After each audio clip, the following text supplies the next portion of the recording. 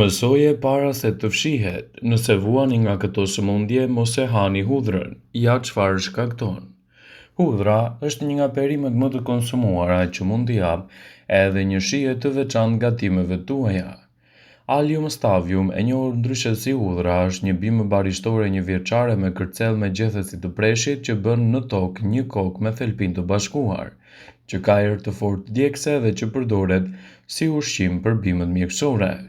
Para se të fillojmë, bëni një like videos dhe ju lutem klikoni subscribe, do të na ndihmonit shumë. Hudhra është një prej produkteve më të pasura me vitamina, karbohidrate, vitaminën C dhe gjithashtu ajo përmban rreth 58% insulin. 1 kilogram me hudhër përmban 1300 kalori, është e pasur me kripra të kalciumit, iodit dhe sjufurit, por gjithashtu në disa raste hudhra nuk duhet të konsumohet. Gratë shtatzana ose ato që ushqejnë fëmijën e tyre me gji duhet të tregojnë kujdes me konsumin e hudhrës. Hudhra është e sigurt për t'u përdorur gjatë shtatzanisë kur merret në sasi që normalisht gjendet në ushqime. Hudhra është e paqëndrueshme kur përdoret në sasi medicinale gjatë shtatzanisë dhe gjatë ushqyerjes së forshës me gji. Nuk ka mjaftueshëm informacione, por ekspertët tregojnë se aplikimi i hudhrës në këto raste mund të shkaktojë edhe probleme në gjendjen tuaj të shtatzanisë dhe në kequshqyerjen e të voglit.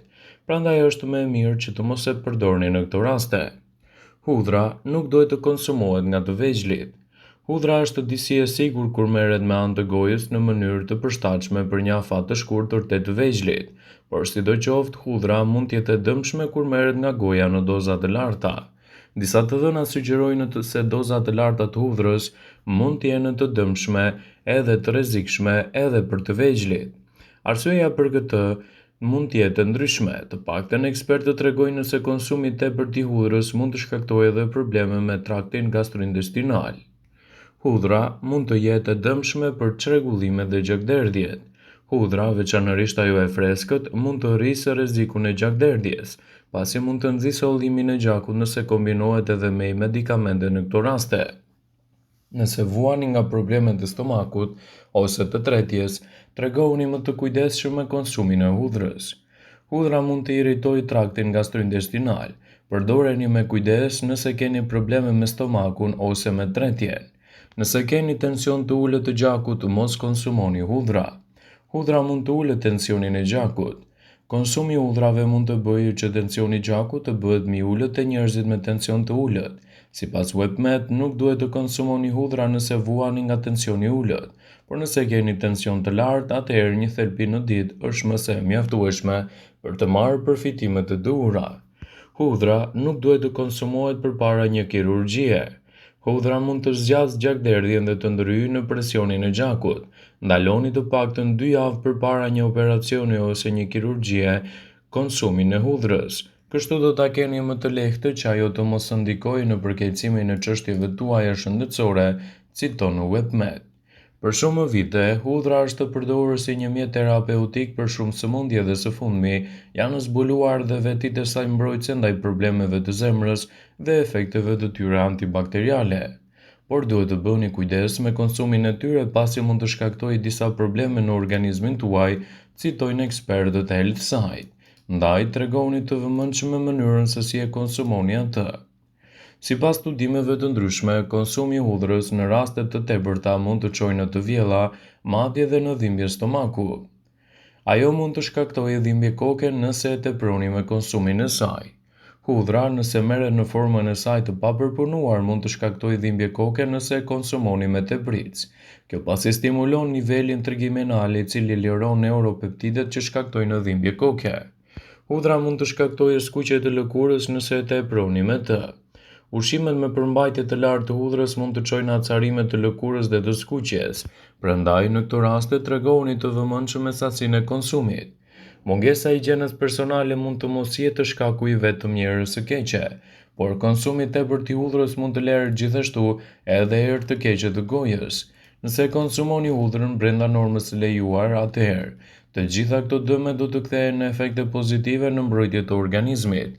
Është e rëndësishme që hudhrën ta konsumoni në formën e saj natyrale, të papërpunuar. Përpara se të konsumoni hudhër, coptëzojeni atë, e lini në tas për 10 minuta dhe më pas e konsumoni sipas nevojës. Kështu ajo do të lëshojë edhe përbërësin e veçantë siç është alicina. Alicina është një nga produktet më të rëndësishme që i duhen shëndetit tuaj, duke ofruar kështu vlerat e saj pozitive në mbrojtjen e shëndetit dhe parandalimin e komplikacioneve të tij. Hudhra është e jashtëzakonshme me fuqi antibakteriale, parandalon të ftohtin, arteriosklerozën, problemet e veshkave dhe forcon gjithashtu edhe kapilarët e gjakut. Në mjekësinë kineze, hudhra përdoret edhe për shërimin total të trupit. Në mëngjes, fusni në gojë një thelpi hudhër dhe do të merrni këto përfitime sipas ekspertëve të Healthline. Përshtyma bashkë me përbërësit e dobishëm të hudhrës hyjnë në gjak, pastrojnë kapilar dhe nyjen limfatike. Ndërkohë hudhra ul gjakderdhjen orale dhe forcon gjithashtu edhe mishrat tuaj të dhëmbëve. Më pas, hidheni pjesën e mbetur nga hudhra dhe lani dhëmbët. Nëse ende ndjeni gojen me shijen e saj, fusni një kokër kafeje ose pak majdanoz në gojë dhe kështu do të largoni erën e saj. Disa gëllinka gjumësht do të heqin tërësisht nga goja juaj erën e keqe të hudhrës. Hudhra do të ofrojë shumë përfitime për organizmin, ndaj dhe ekspertët e cilësojnë atë si një nga produktet më të mira ushqyese, gjithmonë nëse përdoret brenda normës lejuar, efektet e saj pozitive për organizmin do të jenë gjithashtu edhe një ndihmë e çmuar për trupin tuaj. Ekspertët kanë treguar se hudhra mund të luftojë edhe një sër problemesh, siç është edhe i ftohti i zakonshëm. Suplementet e hudhrës njihen për vetitë e tyre që kanë në përmirësimin e sistemit imunitar. Një studim i madh 12 javor zbuloi se suplementi i hudhrës duke u konsumuar në ditë redukton numrin e ftohjes me 63% krahasuar me një placebo. Zgjat edhe përmirësimin e shëndetit me 70% pas 5 ditëve të konsumit të saj. Hudhra është një produkt shumë i mirë edhe për personat që vuajnë nga tensioni i lartë i gjakut. Sëmundjet kardiovaskulare, si ataku kardiak dhe goditje në tru, janë varësisht më të mëdhajat në botë. Tensioni i lartë i gjakut dhe hipertensioni janë një nga nxitësit më të rëndësishëm të këtyre sëmundjeve. Studimet kanë zbuluar se hudhra ka një impakt të rëndësishëm në uljen e tensionit të gjakut te njerëzit që e kanë atë në nivele të larta. Hudhra mund të përmirësojë gjithashtu edhe nivelin e kolesterolit, gjë që mund të ulë riskun e sëmundjeve të zemrës. Hudhra mund të ulë kolesterolin total dhe atë LDL. Për ata persona me kolesterol të lartë, hudhra mund të ulë kolesterolin total dhe LDL me 10 deri në 15%. Hudhra përmban antioksidant që ndihmojnë gjithashtu edhe në parandalimin e Alzheimerit edhe të demencës. Dëmtimi oksidativ nga radikalet e lira kontribon në procesin e plakjes. Hudhra përmban antioksidant që mbështesin mekanizma mbrojtëse të trupit ndaj dëmtimeve oksidative. Kombinimi i efekteve të reduktimit të kolesterolit dhe presionit të gjakut me veti antioksidante mund të reduktojnë gjithashtu edhe sëmundjet si Alzheimeri dhe demenca.